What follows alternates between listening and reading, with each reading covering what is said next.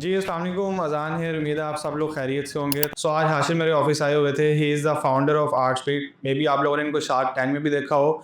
इन्होंने 1 साल के अंदर अपनी एक 15 करोड़ की कंपनी खड़ी कर दी है आर्टस्पीड के नाम से। तो हमने सोचा कि हम एक शॉर्ट से डिस्कशन कर लेते हैं उन लोगों के लिए जिनको स्पेसिफिकली इन 2025 ई-कॉमर्स से रिलेटेड इश्यूज़ आ रहे हैं, उनको कैसे रिज़ॉल्व करें। तो आज हम इस पे बात करते हैं। जी, अस्सलाम वालेकुम आशिर, कैसे हैं आप? वालेकुम अस्सलाम, थैंक यू अज़ान। एंड ऐसा ही था कि हमने सोचा कि एक चीज़ रिकॉर्ड करते हैं सबके लिए, एक ऑडियंस के लिए रिकॉर्ड करते हैं जिसमें हम मैक्सिमम वैल्यू जो है ना वो हमारी ऑडियंस के लिए ऐड ऑन कर सकें। ज़बरदस्त, ज़बरदस्त। अच्छा, सबसे पहले हम अपना जो क्वेश्चन करेंगे वो बहुत सिंपल है कि 2025 में आपके ख़्याल से पाकिस्तान में ई-कॉमर्स इन कंडीशंस के अंदर स्टार्ट करना चाहिए या नहीं करना चाहिए? देखें, हमेशा अपॉर्चुनिटी तो रहती है। अब ये डिपेंड करता है कि आप कितना अच्छे से एग्जीक्यूट करते हैं अपने आइडिया को। यस, आप 2025 में ई-कॉमर्स को स्टार्ट भी कर सकते हैं और आप उसमें सक्सेसफुल भी हो सकते हैं। Things have got a bit tough. वो चीज़ें जो कि पहले ज़रा इजीली हो सकती थी, अब आपको उसको एक बेहतर स्ट्रेटजी के साथ जो है ना एग्जीक्यूट करना पड़ेगा।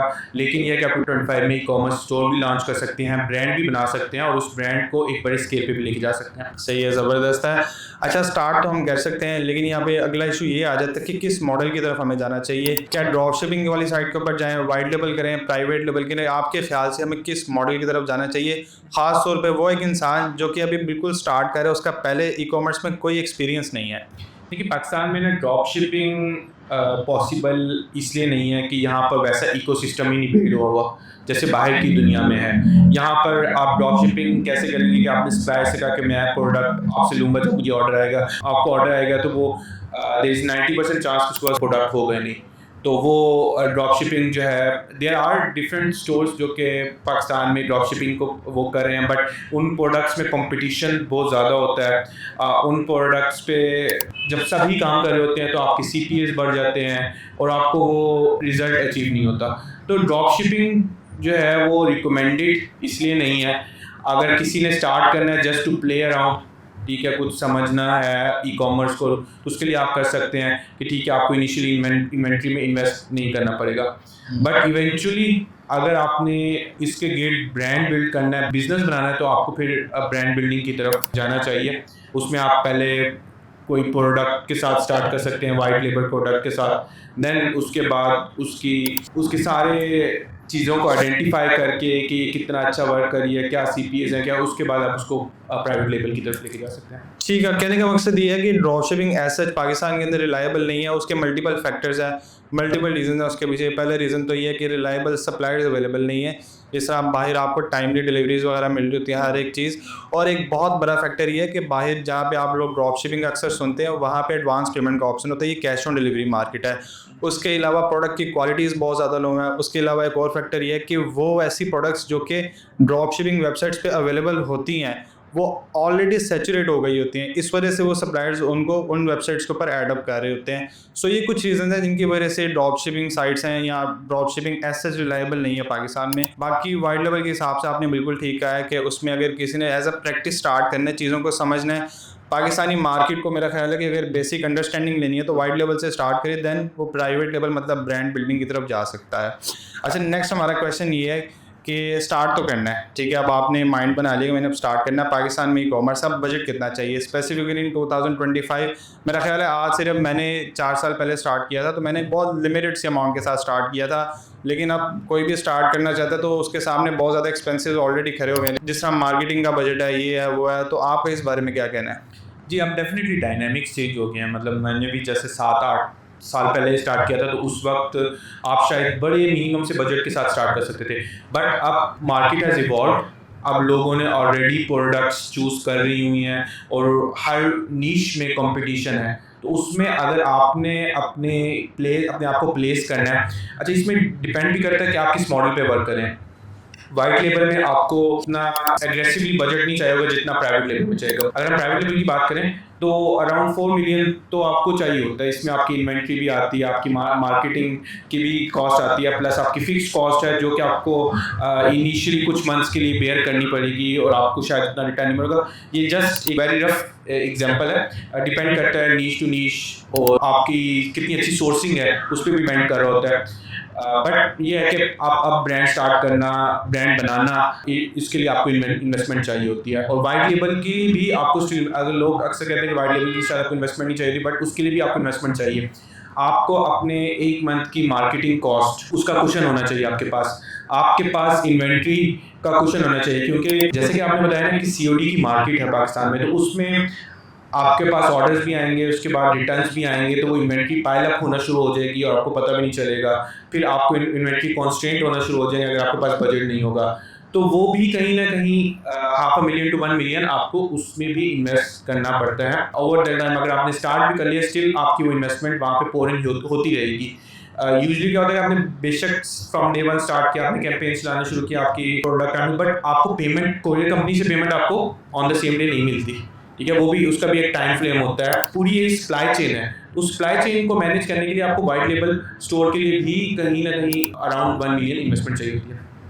ठीक हो गया। मिनिमम अगर हम बात करें 1 मिलियन इन्वेस्टमेंट की ही, तो अगर हम जाते हैं अपने मार्केटिंग प्लेटफॉर्म्स के ऊपर, स्पेसिफिकली मेटा जो कि पाकिस्तान के अंदर सबसे ज़्यादा यूज़ होता है, मेटा के जो प्लेटफॉर्म्स हैं फेसबुक एंड इंस्टाग्राम, सब ज़्यादा मार्केटिंग इन्हीं के ऊपर हो रही होती है। With the passage of time इसके ऊपर जो हमारे CPMs है वो भी इंक्रीज़ हो रहे हैं, एंड अल्टीमेटली हमारा जो कॉस्ट पर रिजल्ट है, एक प्रोडक्ट को बेचने की जो कॉस्ट है वो भी इंक्रीज़ हो रही है। तो फॉर एग्जाम्पल अगर हम 1 मिलियन के बजट से भी स्टार्ट कर रहे हैं, तो आपके ख्याल से कितना उस बजट का पार्ट हमें मार्केटिंग प्लेटफॉर्म्स के लिए या मार्केटिंग के लिए फॉर 1 मंथ स्पेसिफाई करना है? अच्छा, ये इसमें डिपेंड करता है आपका मॉडल कौन सा है, अगर और ये भी डिपेंड करता है कि आपकी सोर्सिंग कितनी स्ट्रांग है। अगर आप अपफ्रंट पेमेंट करें इन्वेंट्री के लिए, तो फिर आपको इनिशियली उसमें मार्केटिंग की कॉस्ट अगर कहीं पर 50% रखनी पड़ी है, तो 30% 40% इन्वेंट्री की कॉस्ट भी आएगी, फिर प्लस 10% आपका 10 to 15% आपका फिक्स कॉस्ट में या वेरिएबल कॉस्ट में जा रहा होगा इनिशियली, जो कि इवेंचुअली आगे बढ़ जाता है। तो लेकिन अगर आपकी सोर्सिंग स्ट्रांग है, आपको क्रेडिट्स वगैरह मिल रहे हैं, तो आप मार्केटिंग की परसेंटेज को इंक्रीज कर देंगे, वेरिएबल और फिक्स का थोड़ा सा क्वेश्चन बढ़ जाएगा और इन्वेंट्री की परसेंटेज कम हो जाएगी।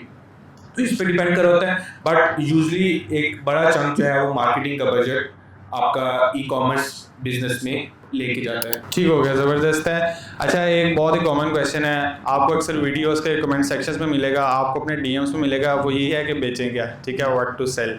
अब 1 मिलियन के बजट के ऊपर ही हम रहते हुए बात करेंगे। मेरा ख्याल है कि this is the minimum budget for Pakistani market. तो इस बजट के अंदर रहते हुए आपके ख्याल से किस नीश के अंदर जाया जाए या किस प्रोडक्ट से स्टार्ट किए जाए? ख़ास तौर पे आजकल आपने देखा होगा काफ़ी ज़्यादा लोग परफ्यूम ब्रांड्स लॉन्च कर रहे हैं, अपनी अलग अलग फ्रेगरेंसेस ब्रांड्स लॉन्च कर रहे हैं। सेंट्स एंड स्टोरीज़ के बाद आपको ऐसे काफ़ी ज़्यादा ब्रांड्स मिले हैं सेंट से स्टार्ट होते हुए। तो आपके ख्याल से किस स्पेसिफिक नीश के अंदर जाया जाए विद एटलीस्ट 1 मिलियन बजट? अच्छा, इसमें वैसे ये जो आपने कैटेगरी की बात की ना, इसके लिए तो अ बिग नो, क्योंकि ऑलरेडी इसमें प्लेयर्स बन चुके हैं और वो इतना बजट स्पेंड कर चुके हैं, उन्होंने अपना ब्रांड रिकॉल इतना अच्छा कर लिया हुआ है कि अगर आप उस कैटेगरी में प्ले करेंगे तो आप एक किस्म के समझे कुछ ले जाएंगे। क्योंकि डेफिनेट हाँ, अगर आप लेके आ रहे हैं 1-2-3 करोड़ इन्वेस्ट करने के लिए मार्केटिंग में बेसिकली, तो फिर आप कर सकते हैं। तो कुछ कैटेगरीज ऐसी हैं जिधर जो है ब्रांड्स बन चुके हुए हैं और एक नहीं मल्टीपल ब्रांड्स बन चुके हुए हैं, तो वहाँ पर फिर आपको इनिशियली ब्लीड करना पड़ेगा।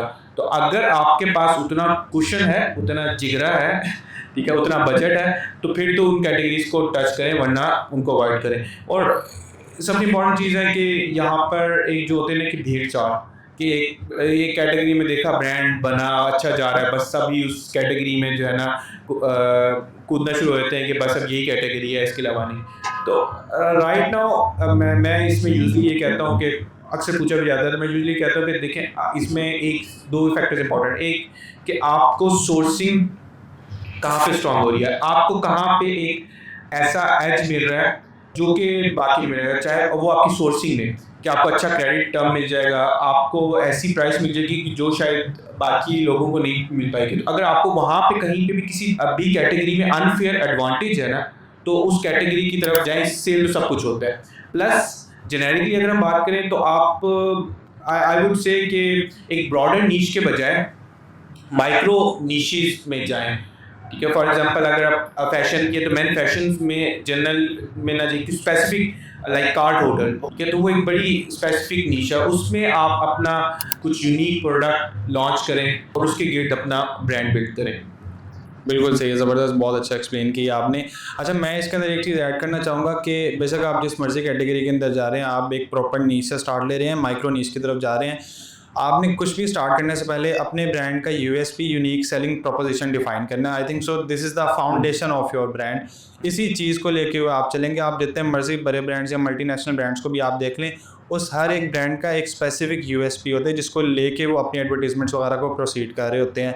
अच्छा, सेकंडली जो बात आ जाती है, अगर आप like minimum budget of 1 million start करें तो आप माइक्रो नीश की तरफ ही जाएँ। माइक्रो नीशेस काफ़ी ज़्यादा आ जाती हैं पाकिस्तान में, तो ख़ास तौर पे पाकिस्तान में बहुत ज़्यादा अभी इसका गैप है। लाइक आप, मुझे एक बिज़नेस मॉडल बहुत ज़्यादा पसंद है, वो ये कि आप यूके, यूएसए की मार्केट्स को देखें, वहाँ पे देखें कौन से माइक्रो नीश स्टोर बहुत अच्छी कैटेगरी के अंदर काम कर रहे हैं। आप उनको सिंपली वहाँ से कॉपी करके यहाँ पे पेस्ट कर सकते हैं, बट एज़ इट इज़ आप लोगों ने पेस्ट नहीं करना। उसमें ये है कि आपने अपने ऑडियंस के हिसाब से उसको पेस्ट करना है। आप लोगों ने ये चीज़ देखनी है कि यार पाकिस्तानी ऑडियंस इसको खरीदेगी भी या नहीं खरीदेगी। फॉर एग्जांपल, आप पेट एसेसरीज़ के एक माइक्रो नीश वहाँ से उठा लेते हैं, बट वो पाकिस्तान के अंदर एज सच बहुत ज़्यादा सक्सेसफुल नहीं रहेगी। सो आपने वहाँ से कॉपी करके यहाँ पे पेस्ट कर देना अकॉर्डिंग टू योर ऑडियंस। अच्छा, दूसरी इसके अंदर एक और चीज़ आ जाती है, ऐसी कोई भी प्रोडक्ट जिसकी सोर्सिंग मुश्किल है, मतलब सोर्सिंग बैरियर है उसका, ठीक है, उसके अंदर भी आपको काफ़ी ज़्यादा गैप मिल जाता है। ये एक चीज़ बहुत नोट है। अब जिस तरह परफ्यूम की हम बात करें, अगर आप ये सोच के अपना परफ्यूम ब्रांड लॉन्च कर रहे हैं कि यार 10 लोग और चला रहे हैं, उनका अच्छा चल रहा है, मैं भी ये लाहौर की शाल मार्केट जाऊँगा, वहाँ से परफ्यूम की कुछ बॉटल्स लेकर आऊँगा, आके उनको मिक्स करूँगा, परफ्यूम बच जाएगा, देन अनफॉर्चुनेटली आप लोगों का जितना जो थोड़ा सा एड स्पेंड होगा भी वो भी वेस्ट हो जाएगा, आप लोगों का जितना बजट होगा वो वेस्ट हो जाएगा। सो मेरा ख्याल है कि इन पॉइंट्स को आप लोगों ने सामने रखना है और उसके बाद अपने ई-कॉमर्स स्टोर को स्टार्ट करना है। अब इसको मैं अगर समराइज़ करूँ तो द थिंग इज़ कि जहाँ पर आपको एक अनफेयर एडवांटेज है, एक अच्छी आपको प्राइसिंग मिल जाएगी, अच्छा क्रेडिट मिल जाएगा। सेकेंडली जो आपने बात की सोर्सिंग बैरियर है, दैट्स द एज जो कि आपको एक मिल सकता है। थर्ड ये कि माइक्रो निशेस में वर्क करें, बाहर के प्रोडक्ट्स में देखें और फिर यहाँ पर अपनी ऑडियंस के उसको आइडेंटिफाई करें कि उसका ऑडियंस वो प्रोडक्ट लेना भी चाहेगी, तो उसमें आप कर सकते हैं। That would all sum up कि ये आपने क्या कैटेगरी चूज़ करनी है। ठीक हो गया। उम्मीद है कि हमने इस चीज़ को तो एटलीस्ट रैप अप कर लिया है कि स्टार्ट कैसे करें और कितना बजट होना चाहिए किस कैटेगरी नीश के अंदर। मेरा ख्याल है कि अब उस चीज़ के ऊपर बात कर लेते हैं। वो लोग जो कि ई-कॉमर्स ऑलरेडी कर रहे हैं और 2025 में काफ़ी ज़्यादा डिफ़िकल्टीज़ आ रही हैं उनके सामने। जिस तरह अगर हम लास्ट कुछ प्रीवियस डेज़ की बात करें, वार कंडीशंस आई जिनमें रिजल्ट्स काफ़ी ज़्यादा डाउन थे। अगेन मैं वही बात करूँगा कि फेसबुक के सीपीएम्स बहुत ज़्यादा हाई हो रहे हैं या रिजल्ट्स बहुत ज़्यादा अप डाउन रहते हैं, तो उसके बारे में आप क्या कहेंगे? इस चीज़ को किस तरह से हम टैकल कर सकते हैं? देखिए ये वाली सिचुएशंस तो बड़ी अनफॉर्चुनेट हैं कि होती ही रहेंगी। They keep coming up. आपको हर 2 महीने बाद ना पाकिस्तान की मैक्रो इकोनॉमिक्स में ना कोई चीज़ ऐसी होती हो जाएगी जो कि आपकी कैंपेन्स को हर्ट करेगी, आपकी परफॉर्मेंसेस को हर्ट करेगी। तो आप उसको अवॉइड तो नहीं कर सकते, लेकिन उसमें यही चीज़ सबसे इम्पोर्टेंट होती है कि आप अपनी कैंपेन्स को ऑप्टिमाइज़ करते रहें, मैनेज करते रहें कि जब आपको लगे कि ऐसी सिचुएशन क्रिएट हो रही है तो आपने अपने बजट्स को लोअर डाउन कर लिया एंड देन अगेन उनको अलाइन कर लिया। सिचुएशंस आएंगी और आपने इनको फेस करना है और इनके मुताबिक अपने आप को पिवट करते रहना है। ठीक है, ज़बरदस्त है। अच्छा, इसके अंदर मैं भी एक चीज़ ऐड करना चाहूँगा, वो ये है कि अगर आप एक ई-कॉमर्स स्टोर चला रहे हैं तो आपको चीज़ों को 360 डिग्री के अंदर लेके जाना पड़ेगा। सिर्फ फेसबुक के ऊपर आप डिपेंड ना रहें, सिर्फ इंस्टाग्राम पे डिपेंड आप ना रहें, आप कुछ ना कुछ स्नैपचैट को ट्राई करें। टिकटॉक आजकल बहुत अच्छा परफॉर्म कर रहा है, स्पेसिफिकली लास्ट डेज टिकटॉक की परफॉर्मेंस बहुत अच्छी रही है, मे बी आपने भी नोट किया हो। टिकटॉक अभी भी रिसेंटली फेसबुक जो है कर रहा है, अपनी चेंजिंग्स कर रहा है। तो लास्ट 5 to 6 डेज में आपने देखा होगा फेसबुक की कैंपेन्स की परफॉर्मेंस डाउन हुई है क्योंकि उनकी अपडेट आ रही है, तो उसमें यूजुअली जनरली परफॉर्मेंस लो होना शुरू होती है। But TikTok right now at the moment वो कर रहा है, तो आपको 360 डिग्री आपको गूगल एड्स में भी कैंपेन्स रन करें, मेटा में भी रन करें, टिकटॉक पे भी करें, स्नैपचैट पे भी करें। कुछ प्रोडक्ट स्नैपचैट पे बहुत अच्छा चलती हैं, हम ट्राई आउट किए उन पे बड़ा अच्छा, और उनका हमें किसी प्लेटफॉर्म पे वैसा रिस्पॉन्स नहीं आया जो स्नैपचैट पे आया। कुछ प्रोडक्ट बनी जैसे टिकटॉक के लिए हैं कि वो मेटा पे उनकी वैसे रिजल्ट ही नहीं जनरेट होता जो कि टिकटॉक पे जनरेट होता है। तो ये आपको 360 डिग्री जब आप कैंपेन्स रन करेंगे, उनकी परफॉर्मेंसेस को मॉनिटर करेंगे, ऑप्टिमाइज करेंगे, तो अल्टीमेटली आप बेस्ट अपने ब्रांड के लिए, अपने प्रोडक्ट के लिए बेस्ट मार्केटिंग टूल में अलाइन हो जाएंगे। एग्जैक्टली, जिससे आपने स्नैपचैट की भी बात की है, सो अगर हम उसको भी मज़ीद स्पेसिफाई करें तो जेन जी जो अगर आपकी ऑडियंस है आपके ब्रांड की, दैन स्नैपचैट तो मेरे ख्याल से आपको अब लाजमी यूज़ करना चाहिए। फेसबुक इंस्टाग्राम तो है ही, ठीक है। अगर आप टिकटॉक को, गूगल को, स्नैपचैट को ऐड कर रहे हैं तो आपके पास जो रिजल्ट्स की इनकन्सिस्टेंसी की पॉसिबिलिटीज़ है वो काफ़ी ज़्यादा कम हो जाती हैं, ठीक है। ख़त्म ऑब्वियसली नहीं कर सकते क्योंकि कुछ कंडीशंस हैं जो कि हमारे अपने भी कंट्रोल में नहीं होती। उसके अलावा आप अपने जो ऑर्गेनिक कंटेंट है उसके ऊपर भी फोकस करें, ठीक है। कुछ ना कुछ पोस्टिंग्स वगैरह साथ करते रहें ताकि एटलीस्ट वहाँ से भी आपका एक चंक ऑफ ऑर्डर जनरेट होता रहे। अच्छा, अभी हमने अपनी 2 से 3 चीज़ों को कवर किया है कि किस कैटेगरी नीश के अंदर जाएँ, कितना बजट स्पेसिफाई करें और जो हमें इश्यूज़ आ रहे हैं उनको किस तरह से टैकल करें। अब आ जाते हैं कि 2025, अच्छा बार-बार मैं 2025 इसलिए कहता हूँ क्योंकि मेरा ख्याल है कि इस साल के अंदर काफ़ी ज़्यादा चीज़ें हमें चेंज मिली हैं। मेटा ने अपने एल्गोरिदम्स को काफ़ी ज़्यादा चेंज किया है। पाकिस्तान के अंदर कंडीशंस कुछ काफ़ी ज़्यादा ई-कॉमर्स से रिलेटेड चेंज हुई हैं। तो आपके ख्याल से अभी मार्केटिंग के अंदर सबसे ज़्यादा इंपॉर्टेंट क्या चीज़ है? अच्छा, इस वक्त आप जो है ना डायनामिक शिफ्ट हुए हैं बाकी में, और उसमें ये है कि एआई के आने से कैंपेन्स की जो मैनेजमेंट है वो उसका प्रोसेस चेंज हो चुका हुआ है। जहाँ पर पहले फोकस किया जाता था कि किस फॉर्मूला अगर मैटिक कैंपेन रन कर रहे हैं तो कौन कौन से प्लेटफॉर्म्स पे लगाना है, जैसे उसके स्टोरीज पे लगाना है या फीड पे लगाना है या वीडियो व्यूज़ के लिए वीडियो के बीच में इन वीडियोस लगाना है। अब वो सब चीज़ें ना चेंज हो चुकी हैं। उसमें एआई के आने से उन्होंने कहा कि हमें पता है कि आपकी वीडियो किस जगह पे कितना अच्छा परफॉर्म करेगी, ऑडियंस कौन सी बेहतर है। अब तो यूजली वाइडर ऑडियंस पे कैंपेन्स को चला दिया जाता है या विदाउट एनी इंटरेस्ट भी चला दिया जाता है, बट आप इंटरेस्ट भी कर रहे होते हैं साथ साथ। तो अभी जो इस वक्त सबसे इम्पोर्टेंट पार्ट है वो एक ही रह गया है जहाँ पे हर मार्केटर अपना इनपुट करता है, वो है कंटेंट का पार्ट, जो कैंपेन्स का लास्ट सेक्शन जिसे कहते हैं कि कंटेंट, जिसमें आपका क्रिएटिव आता है, कंटेंट राइटिंग आती है, आपकी स्टोरी टेलिंग का पार्ट है, क्योंकि वहीं पर जो है आप अपने आप को बाकी स्टोर्स के साथ, बाकी ब्रांड्स के साथ सेग्रीगेट कर लेंगे और उनसे वन स्टेप ऊपर जा सकते हैं, जहाँ से आप अपनी CPCs को रिड्यूस कर सकते हैं, अपने CTRs को बेहतर कर सकते हैं और अपने ROAS को जो है ना वो इम्प्रूव कर सकते हैं।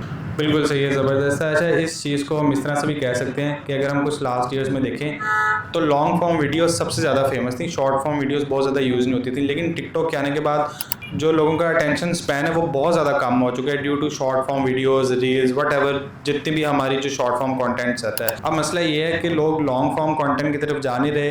फेसबुक ने इंटरेस्ट वैसे ऑलमोस्ट ख़त्म कर दिए हैं, अभी अपने प्लेटफॉर्म से ख़त्म नहीं किए, बट फेसबुक अब बहुत ज़्यादा रिकमेंड करता नहीं है, इस चीज़ को इंकरेज करता नहीं है कि आप इनको यूज़ करें। आप ब्रॉड ऑडियंस को बढ़ा के भी बहुत अच्छे रिजल्ट्स ले सकते हैं। So what you have to do कि आपने क्वालिटी तो बनानी ही अपने कंटेंट के अंदर, बट अब आपको क्वांटिटी के ऊपर भी फोकस करना पड़ेगा। अगेन, लोगों का टेंशन स्पैन अब कम है, लोगों को बहुत ज़्यादा कंटेंट चाहिए अब।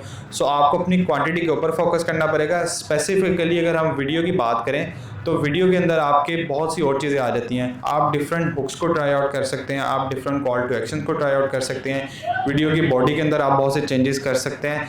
सो अगेन, अगर एक स्पेसिफिक टिप या सीक्रेट की बात करें, अक्सर लोग आके पूछते हैं कि मार्केटिंग का कोई सीक्रेट बता दें, तो वो यही है कि आप अपने क्रिएटिव के ऊपर जितना मैक्सिमम फोकस कर सकते हैं आप उसके ऊपर फोकस करें। देखिए, इसमें ना ब्रांड बनाया ही कंटेंट पे जाया जा सकता है इस टाइम पे। अब आपके कंटेंट पे, आपके क्रिएटिव पे, कि आप किस तरह से इस वक्त आप ना प्रोडक्ट को सेल करके शायद उतना नहीं बना सकते जितना आपने उसके साथ, लोग प्रोडक्ट खरीदते भी नहीं हैं, लोग उसके साथ एक फीलिंग होती है उसको वो करते हैं, वो आपने क्रैक करना होता है अपने मार्केटिंग से, अपने कंटेंट से, अपनी कंटेंट की स्ट्रेटजी से। इसमें एक बहुत ही डिटेल डिस्कशन है जो कि की जा सकती है, क्योंकि हमने जैसे ब्रांड बिल्ड किया ना तो उसमें आप कह लें कि सबसे मेजर पार्ट इसी चीज़ का हमने रखा है। हमारी जो टीम है, इन हाउस टीम है, उसका मेजर चंक ही इस प्रोसेस में चाह रहा होता है, जिसमें हमने अपनी क्रिएटिव स्ट्रेटजी क्या रखनी है, अपना कंटेंट क्या करना है, अपनी स्टोरी टेलिंग किस तरह से करनी है और किस तरह से इन सब चीज़ों को एक साथ लेके चलना है कि जो कि ब्रांड को शेप कर सके। एग्जैक्टली, बहुत अच्छी जो आपने बात की है वो टीम वाली है। मैंने अपनी रिसेंट वीडियोस के अंदर भी बात की थी, अगर आप अपना कोई स्टोर स्टार्ट कर रहे हैं तो आपने इस चीज़ को तो देखना ही है कि मेरा कितना बजट स्पेंड होगा, कहाँ से मेरी इन्वेंट्री आएगी और मार्केटिंग के ऊपर कितना बजट जा रहा होगा। आपने इस चीज़ को भी देखना है कि भाई मेरी क्रिएटिव की पाइपलाइन क्या है, मेरे क्रिएटिव एक्चुअली आ कहाँ से रहे होंगे। सो इसके अंदर भी मैंने एक बहुत अच्छा सजेशन ऐड किया था, वो ये था कि आप इन हाउस अपने कोई ना कोई क्रिएटिव का सिस्टम रख लें। अगर आप बिल्कुल स्टार्ट ले रहे हैं, एक ट्राइपॉड, एक लाइट और एक माइक्रोफोन, ये 3 चीज़ें इनफ है आपके लिए, आप खुद से भी क्रिएटिव बनाना स्टार्ट कर सकते हैं। उसके अलावा आप इन्फ्लुएंसर मार्केटिंग वाली साइड पे भी थोड़ा सा जा सकते हैं, but in house creative system के बहुत से बेनिफिट्स हैं। ये जो लोग कर रहे हैं वो मेरा ख्याल है ज़्यादा बेहतर बता सकते हैं। जिस तरह अभी आप मल्टीपल ब्रांड्स चला रहे हैं, तो आपको इस बारे में क्या लगता है कि इन हाउस क्रिएटिव सिस्टम होने की वजह से आपको कितना बेनिफिट हो रहा है इसका? डेफिनेटली। अच्छा, ये एक लॉन्ग टर्म प्रोसेस होता है, यूजुअली इजी नहीं होता। इसमें आपको इनिशियली फिक्स कॉस्ट आती है, प्लस आपने पूरी टीम को डेवलप करना है। इसमें आपके ग्राफिक डिज़ाइनर्स आएंगे, आपके वीडियो एडिटर्स आएंगे, वीडियोग्राफर आएंगे आपके, और सबसे इम्पोर्टेंट रोल जिसका रहता है वो होता है आपका कंटेंट स्ट्रेटजिस्ट या स्क्रिप्ट राइटिंग। मैं कहता हूँ कि इस वक्त अगर पीपल आर क्रेजी, मतलब ब्रांड ओनर्स आर क्रेजी, मुझे नहीं मिलता एक अच्छा स्टोरी टेलर, एक अच्छा कंटेंट राइटर, ठीक है, जो कि ऑडियंस की पल्स को आइडेंटिफाई कर ले और उसके मुताबिक जो है ना आपके प्रोडक्ट को वहाँ पर मार्केट में लॉन्च किया जाए। अगर किसी को इस वक्त मार्केट में अपने आप को प्लेस करना है जॉब रोल्स में, तो I would say become a good content writer, content strategist. Crazy need है इस वक्त ब्रांड्स, मतलब मुझे नहीं मिलता। मैं ढूंढ रहा होता हूँ, फिर eventually back to own self कि मैं अपना टाइम बहुत ज़्यादा इनपुट दे रहा होता हूँ इसी चीज़ में। बट मुझे मेरे लिए सबसे इम्पोर्टेंट रोल ये वाला है, ठीक है, जो कि मुझे जिसमें मार्केट में बहुत बड़ा गैप है। आपको कंटेंट सेट आप भी फील करते होंगे, आप भी डिफरेंट ब्रांड्स की कैंपेन्स रन कर रहे होंगे, आपको कंटेंट स्ट्रेटजिस्ट ही सबसे इंपॉर्टेंट रोल है, क्योंकि उसी ने पूरी टीम को आपको गाइडलाइन देनी है, उनसे वो चीज़ों को अलाइन करके एक ऐसा रिजल्ट आउटपुट निकालना है जो कि इवेंचुअली कन्वर्ट करे। बिल्कुल ऐसे ही है। जो कंटेंट है, अगेन आपने लाइन पहले भी सुनी होगी, कंटेंट इज़ द किंग। तो वो बिल्कुल सच है कि कंटेंट ही आपके बिजनेस को काफ़ी ज़्यादा आगे लेके जा रहा होता है। अच्छा, बात कर लेते हैं कंटेंट स्ट्रेटजी की। तो इसमें एआई का एक बहुत बड़ा रोल है, स्पेसिफिकली इन 2025 एआई इसके अंदर आपको काफ़ी ज़्यादा हेल्प आउट कर सकता है। अब एक तो ये चीज़ आ रही थी, आप सिंपली चैट जीपीटी पे जाते हैं, उसको कहते हैं मेरी ये स्पेसिफिक प्रोडक्ट है और मुझे इसके लिए अपनी ऐड कॉपी चाहिए, वो आपको एक सिंपल सी ऐड कॉपी लिख के दे देता है। बट इसके अंदर अगर हम मज़ीद डीप जाएं तो आपको एक प्रॉम्प्ट अच्छा बनाना आना चाहिए कि किस तरह से आप उस स्पेसिफिक प्रॉम्प्ट के थ्रू एक बेहतरीन आउटपुट चैट जीपीटी से भी ले सकते हैं। सो ये भी एक बहुत अच्छा स्किल है। अब अक्सर मार्केटर मेरे पास भी आते हैं, वो कहते हैं कि हमें अपनी कैंपेन बनाना आती है कि किस तरह से एड मैनेजर में जाके हम क्रिएट का बटन प्रेस करेंगे तो हमारी कैंपेन बन जाएगी, बट हमें कोई भी काम नहीं दे रहा। तो मसला ये है कि ये काम है एक्चुअली बहुत आसान। आप यूट्यूब की 10 मिनट की वीडियो देखें, आपको एक्चुअली पता लग जाएगा कि किस तरह से कैंपेन बनानी है। अब जो काम है, जो कि कोई भी ब्रांड एक मार्केटर से रिक्वायर कर रहा होता है, उससे चाह रहा होता है, वो ये कि आप उसके क्रिएटिव को किस तरह से अलाइन कर रहे हैं, किस तरह से उसकी क्रिएटिव की आप स्ट्रेटेजी बना के उसको दे रहे हैं। आपका इस बारे में क्या ख्याल है? जैसे मैंने कहा कि सबसे इंपॉर्टेंट पार्ट ही कंटेंट स्ट्रेटजी है। कैंपेन्स रन करने के लिए तो अब वो सारा काम एआई कर चुका है, वो सारा कुछ ऑटोमेशन पे चला गया है। स्ट्रेटजी पे आपने अपने कंटेंट की स्ट्रेटजी पे वर्क करना है। एंड सेकेंडली, जैसे आपने कहा कि एआई का उसमें पार्ट कंटेंट के क्रिएशन में, तो अब हम लास्ट 3 मंथ से अपनी टीम के साथ इसी पे वर्कआउट कर रहे थे कि हमने कोशिश हमारी यही थी कि हमारे मैक्सिमम कंटेंट जो है वो थ्रू एआई जनरेट हो। उसमें सबसे इंपॉर्टेंट पार्ट प्रॉम्प्ट इंजीनियरिंग है। आपको जितना अच्छा उसको डाटा फीड करेंगे अपने एआई टूल्स को, वो उतना अच्छा रिजल्ट आपको जनरेट करके देगा।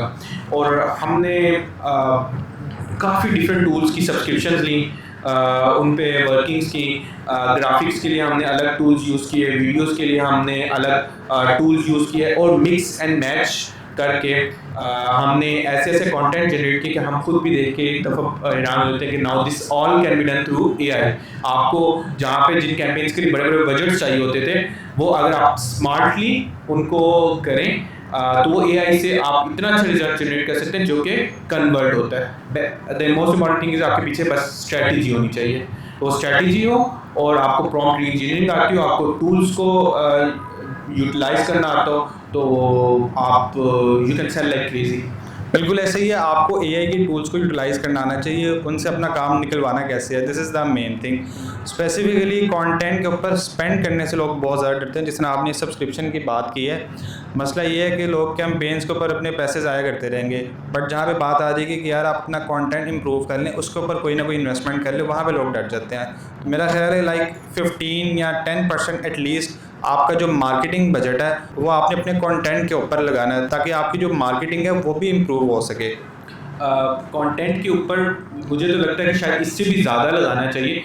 मैं आपको इसका एग्जांपल दूँ कि मैं अपने ब्रांड्स के अंदर मैंने ये चीज़ मेरे पास इसकी एग्जांपल्स है, मैं आपको दिखाऊं कि सिर्फ कंटेंट की स्ट्रेटजी इंप्रूव करने से same product, same audience, everything, जो सीपी हमें कॉस्ट पर क्लिक या जो आप कॉस्ट पर एक्विजिशन हमें एवरेज 400 का पड़ा था, वो एवरेज 70 रुपीज़ पे आ गया, सिर्फ कंटेंट पे वर्क करके।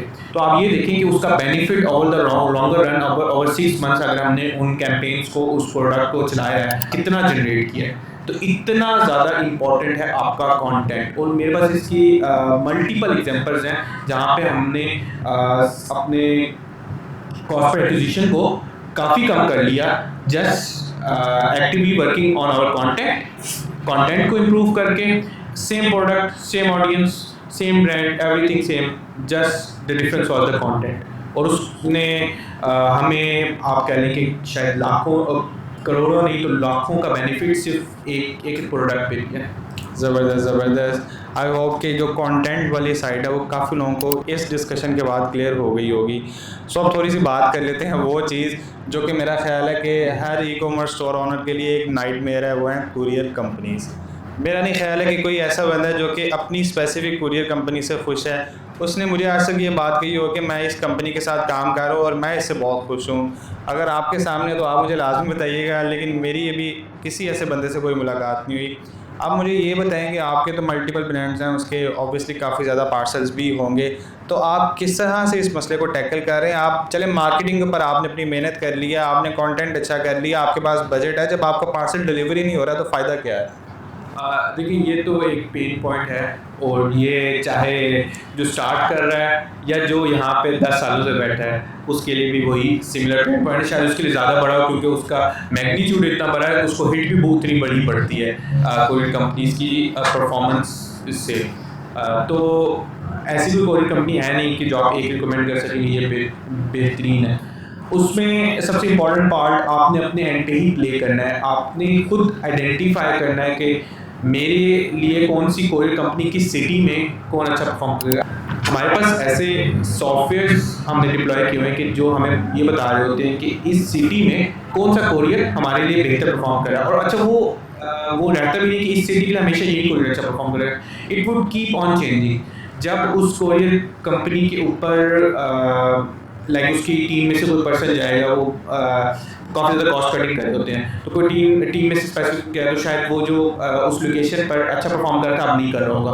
तो आपको कॉन्स्टेंटली उसको मॉनिटर करते रहना पड़ेगा और देखना पड़ेगा कि किस सिटी में कौन सा कोई कंपनी अच्छा परफॉर्म कर रहा है। प्लस एग्रीगेटर्स की आप हेल्प लें। सबसे ज़्यादा पेमेंट्स के भी इशूज़ रहते हैं कि पेमेंट्स डिलेज हो रही हैं, पेमेंट्स रिसीव नहीं हो रही, तो क्योंकि cash flow is blood of the business.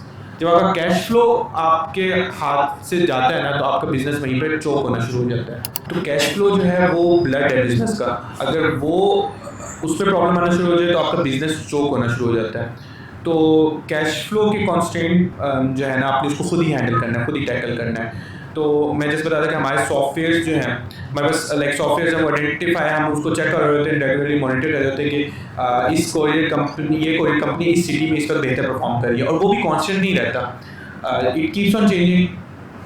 एक कोरियर कंपनी का अगर कोई मेन उनके मैनेजर है, अगर उन्होंने लीव किया है तो शायद उस सिटी में परफॉर्म, अगर उस सिटी में उनके पार्सल ज़्यादा आते हैं या किसी बड़े ब्रांड ने उनको पार्सल जो है ना वो एक सिग्निफिकेंटली अपनी कैंपेन के लिए उनको पार्सल कर दे, तो वो चोक हो जाएगी उस सिटी में।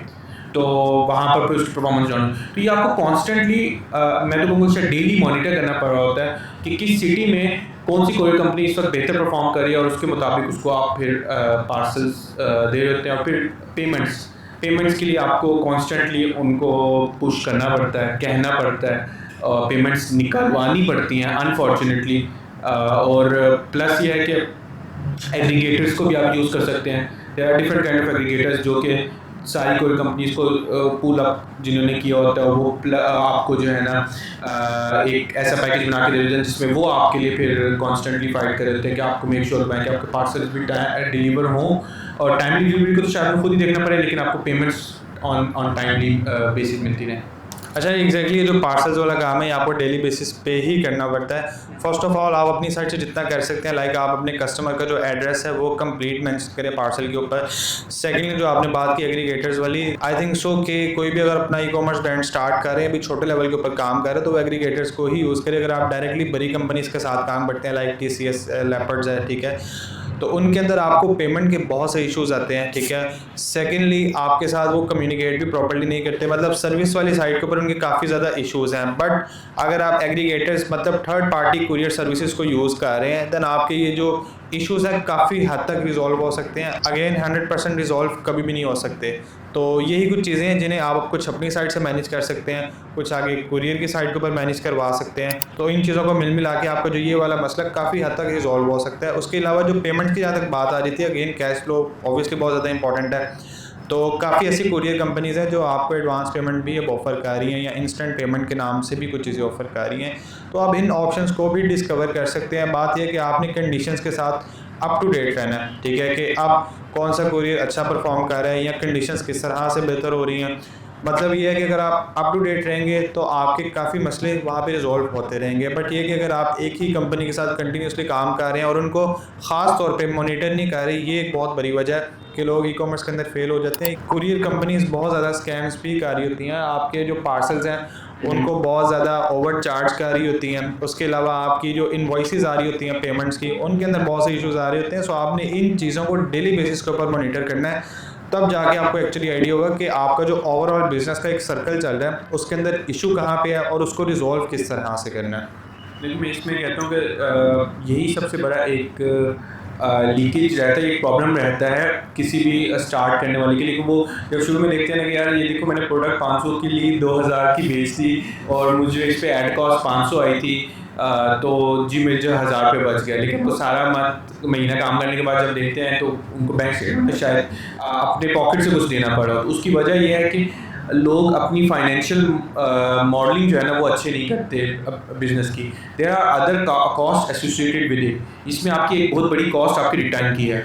आप सिंपल कैलकुलेशन में देखें कि जो ऑर्डर आपको 500 का पड़ रहा है, अगर आपका रिटर्न है 20, 30, 40%, तो वो ऑर्डर आपको 500 का नहीं पड़ रहा है, वो इनफैक्ट आपका शायद ऑर्डर 800 पे चले जाएगा। रिटर्न पड़ता है तो आपको वो 5 जगह पे कॉस्ट हिट करता है, प्लस आपकी there are other fix cost. तो ये सारी आपको फाइनेंशियल अवेयरनेस होनी चाहिए, तभी आप उसको एक बिजनेस बना सकते हैं। वरना यही होगा कि शायद आप पूरा महीना पार्सल्स तो भेजते रहेंगे लेकिन आप कुछ बचा नहीं पाएंगे, जो कि आपने भी यूजली देखोगे बहुत से सेलर्स के साथ ये एक प्रॉब्लम रहती है। तो आपने ई कॉमर्स को समझना है, ई कॉमर्स को प्रॉपरली घोल के पीना पड़ता है, तब जाके आप ये सारी चीज़ें करते हैं। वरना आप एक ऐसे जंगल में फंस जाते हैं ना कि बैक एंड फोर्थ आप कर रहे होते हैं और उम्मीद भी लगा के बैठे होते हैं लेकिन आपको रिजल्ट्स नहीं मिल रहे होते। एग्जैक्टली ख़ास तौर पे जो बिगनर्स हैं वो सिर्फ ऑर्डर्स देख के बहुत ज़्यादा खुश हो जाते हैं और उन्होंने जो अपनी कॉस्टिंग ऐड की होती है वो सिर्फ इतनी होती है कि मुझे फेसबुक के कॉस्ट पर रिजल्ट की कॉस्ट इतनी आ रही है और मेरी प्रोडक्ट की कॉस्ट इतनी है, दैट्स इट। उसके ऊपर जितना आ रहा होता है वो समझते हैं प्रॉफिट है, बट इसके अंदर इनडायरेक्ट कॉस्ट भी काफ़ी ज़्यादा आ जाती है। आपकी पैकेजिंग की एक बहुत बड़ी कॉस्ट आ जाती है, उसके अलावा रिटर्न्स को लोग काउंट ही नहीं कर रहे होते। तो ये कुछ चीज़ें हैं जो कि ऑलमोस्ट आपको डेली बेसिस के ऊपर मैनेज करनी पड़ती हैं। आपको एक्चुअली ई कॉमर्स में आपको मल्टीटास्किंग करनी पड़ती है। अगर आप बिजनेस स्टार्ट कर रहे हैं, आपको इधर भी नज़र रखनी है उधर भी नज़र रखनी है, specifically in the start obviously, तो आपको मल्टीटास्किंग करनी पड़ेगी, तब आपकी चीज़ें जाके अलाइन होंगी। बिल्कुल ऐसे है कि ई कॉमर्स में मुझसे ऐसा कहते हैं कि यार मैं साथ में कुछ कर रहा हूँ तो मैं इसके साथ ई कॉमर्स स्टार्ट करूँ, तो मैं कहता हूँ नहीं, it's a big no. E commerce in itself is a full time business, जिसमें शायद आप अकेले भी नहीं कर सकते, आपको टीम भी प्रॉपर चाहिए होती है, जो कि आपको इसमें आपकी प्रोक्योरमेंट आती है, देन उसके बाद आपकी मार्केटिंग आती है जिसको आपने मॉनिटर डेली ऑप्टिमाइज करना है, देन आपके ऑपरेशंस आते हैं, ऑपरेशन में आपके बाद आप कस्टमर सर्विस आती है, आपकी डिस्पैच आते हैं। तो ये सारे डिपार्टमेंट्स हैं जो कि बनाने पड़ते हैं, आपको टीम बनानी पड़ती है और उनको फिर आपको इवेंट सबको लीड करना पड़ता है, देन जाके ये एक बिजनेस बनता है। ये ई कॉमर्स आप एक सक्सेसफुली कर सकते हैं। अगर आप ये समझते हैं कि शायद मैं सिर्फ कैंपेन्स रन करके ई कॉमर्स कर लूँगा, तो वो अनफॉर्चुनेटली आप एक ऐसे बबल में रह रहे हैं जिसमें जब आप समंदर के अंदर कूदेंगे तो फिर आपको पता चलेगा कि यहाँ पर तो ब्लड बाथ चल रहा है।